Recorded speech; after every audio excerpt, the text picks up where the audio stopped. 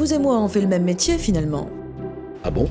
Vous résolvez des crimes grâce à votre sens de l'analyse, moi je résous des problèmes utilisateurs. Que veulent réellement mes clients ou mes utilisateurs? C'est la question que se posent tous les entrepreneurs, les chefs d'entreprise, les product managers. En fait, tous ceux qui veulent créer ou améliorer un produit pour leurs clients. What do they want? Bon, je vais pas te mentir, il n'y a pas de formule magique. Sinon, ce serait trop simple. Par contre, il y a un ensemble de méthodes qui vont t'aider à décider quelle est la solution à développer pour répondre aux besoins des utilisateurs, tout en générant de la valeur pour l'entreprise. Ces méthodes sont regroupées sous le nom de Product Discovery. Who knows what we may discover? La Product Discovery se déroule en 2 phases. La première, c'est celle de la découverte d'opportunités, de problèmes ou de besoins de tes utilisateurs. C'est une démarche exploratoire, le but c'est pas du tout de valider tes idées. Tu veux plutôt comprendre qui sont tes utilisateurs, leur comportement et quels sont leurs pain points. Par exemple, imaginons que tu sois PM pour un site de livraison de plats faits maison et tu as constaté qu'un grand nombre de clients ne vont pas jusqu'au bout du tunnel de commande. Qu'est-ce qui les empêche d'aller au bout? Tant que tu comprendras pas le problème qui se cache derrière ce comportement, tu pourras pas fournir une solution adéquate. La deuxième phase, c'est celle de la découverte d'une solution. Tu vas par exemple faire des prototypes en MVP pour tester des hypothèses auprès de tes clients. Ça va te permettre notamment de répondre à ces questions. Est-ce que mes utilisateurs sont à même d'utiliser cette solution? Et surtout, est-ce qu'ils sont prêts à payer pour l'utiliser? En fait, ce qu'il faut retenir, c'est qu'une bonne discovery implique le client tout au long du processus. On touche à l'essence même du product management et à une expression qu'on entend parfois, avoir un product mindset. C'est-à-dire partir du principe qu'on ne peut pas savoir à la place du client ce qu'il veut, surtout que lui-même ne le sait pas forcément. Tu vas donc l'écouter, développer de l'empathie et découvrir de manière continue quel est le bon produit pour répondre à ses besoins.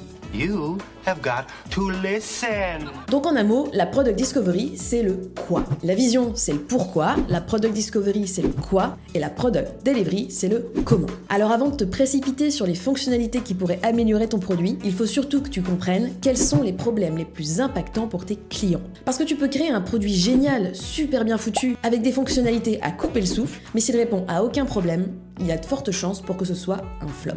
Et tu te retrouves avec un nice to have au lieu d'un produit vraiment utile pour tes utilisateurs. Et c'est ce qui s'est passé en 2015 avec les Google Glass. Google a tout simplement arrêté de les vendre. Bien sûr, il y a plusieurs raisons à son échec, et notamment le fait que ces lunettes ne répondaient pas vraiment à un besoin, et que c'était super cher.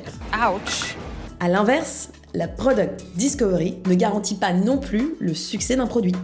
Are you kidding me? Comme le dit Teresa Torres, toutes les features qui se trouvent dans ton backlog sont un pari. La Discovery permet seulement de faire de meilleurs paris, donc de limiter les risques. Risk? What risk?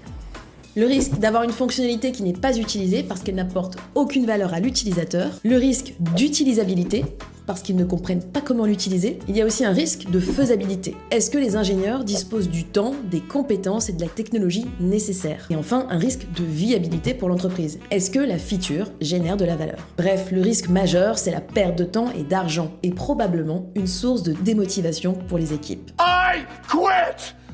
Donc on doit tout dérisquer et faire de la discovery pour chaque feature. Alors non, ça fonctionne pas comme ça. D'ailleurs, ce serait pas pertinent de le faire systématiquement. Imagine par exemple une fonctionnalité qui met moins de 2 jours à être développée et qui peut être rapidement mise à disposition des utilisateurs. Finalement, tu vas pouvoir la tester très vite et récolter des feedbacks. En revanche, il y a certains moments où il est indispensable de faire de la discovery. Lorsque tu crées un nouveau produit par exemple, ou en cas de lancement du produit sur un nouveau marché ou dans un nouveau pays. Ah, ok.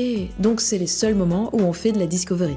Ah non, pas du tout, au contraire. Je te donne l'exemple de Netflix. Si t'es fan de ce produit depuis un moment, t'as peut-être constaté l'arrivée de nouvelles fonctionnalités, ou à l'inverse, la disparition de certaines. Souviens-toi, on avait la possibilité de noter un film sur une échelle de 1 à 5 étoiles, et ça a été remplacé par un simple bouton « j'aime » ou « j'aime pas ». Une décision qui a été prise après plusieurs tests effectués auprès des abonnés, et ce changement leur a permis d'augmenter de 200% les évaluations de contenu. Ce qu'il faut comprendre avec cet exemple, c'est que contrairement à un projet, un produit n'est jamais vraiment terminé, et que pour rester compétitif, tu dois constamment t'améliorer, t'adapter et parfois même pivoter. Et c'est notamment le cas de Netflix qui a démarré avec la location DVD. Et le meilleur moyen de le faire, c'est de mettre en place une discovery continue. Ça veut dire être user-centric et par exemple échanger au moins une fois par semaine avec tes utilisateurs. Pour conclure, je préciserai que la Product Discovery est un sport d'équipe. Ça veut dire qu'au minimum, elle s'effectue avec ton Product Designer et ton Tech Lead. Et idéalement, tu peux aussi embarquer les développeurs, les parties prenantes, donc les équipes sales, marketing et parfois même les équipes légales selon le contexte. N'hésite pas à mettre du feedback en commentaire et si tu as aimé cet épisode, n'oublie pas de liker. Ciao!